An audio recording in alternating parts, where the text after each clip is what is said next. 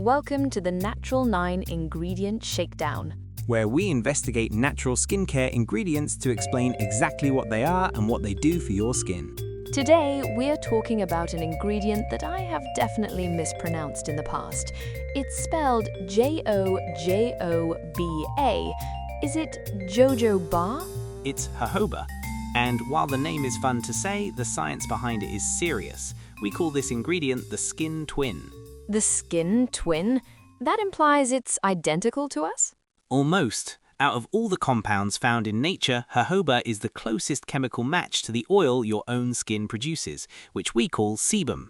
So it's just a really good oil? Actually, this is the shakedown fact of the day. Jojoba is not an oil. It says oil on the bottle. True, but chemically it is a liquid wax ester.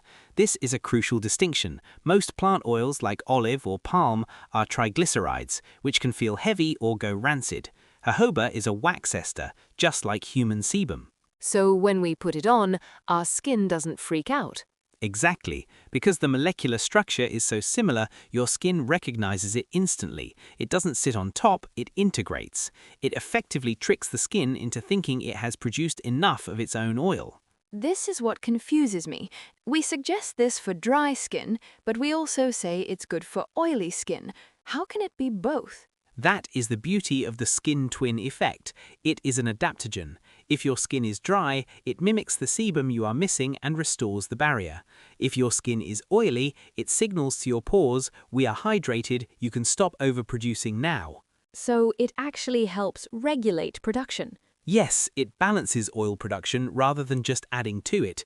That is why it's a key natural skincare ingredient. It works with your biology, not against it. Let's bring this back to the nursery. I know a lot of mums use our cream for Cradle cap. Is jojoba the reason why? It is the main engine, yes. Cradle cap is essentially sticky, built-up sebum that won't let go of the scalp. Because jojoba is a wax ester, just like that build-up, it can dissolve it. Like dissolves like? Precisely. It gently loosens those flakes without the need for harsh scrubbing or chemical shampoos. It's the kindest way to clear a newborn's scalp. I want to go back to the newborn phase. We always talk about mimicking skin, but is there a specific connection for babies? There is, and it's fascinating. You know that white, waxy coating babies are born with? It's called Vernix. Yes, the stuff the midwives tell you to rub in rather than wash off. Exactly. That Vernix is nature's perfect barrier cream, and chemically, it is loaded with, you guessed it, wax esters. So just like jojoba. Just like jojoba. Because jojoba is a liquid wax ester, applying it is chemically very similar to that original protective coating they had in the womb. So it's not just moisturizing them, it's helping them transition. It's the ultimate welcome home. It feels familiar to their skin because it mimics the very first protection they ever knew. And where does this magic wax come from? It comes from the Simonges chinensis shrub, which is native to the Sonoran Desert in North America. The indigenous O'odham people have used it for centuries to treat sores and wounds because it survives in the harshest, driest conditions. So it brings that desert survival power to our skin. Okay, I have a fun fact that actually blew my mind.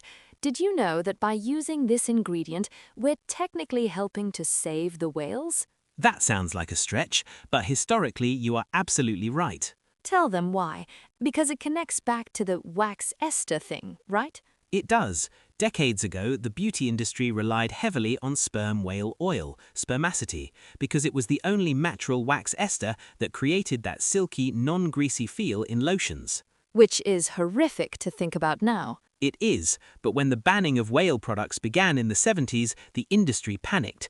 They needed a substitute. That is when they discovered that jojoba wasn't just a replacement, it was virtually identical on a molecular level. So jojoba essentially retired the need for whale oil. Single-handedly. It's the botanical twin that allowed us to stop hunting for moisture and start growing it instead. So it's cruelty-free in the most profound sense of the phrase. A wax that acts like an oil, but better. Nature's smartest mimic. If you've struggled with balancing your skin or your baby's scalp, this might be the missing piece. Check out our ingredients page on naturalnine.co for a deep dive on wax esters. Any questions, please drop a comment. Have a good day.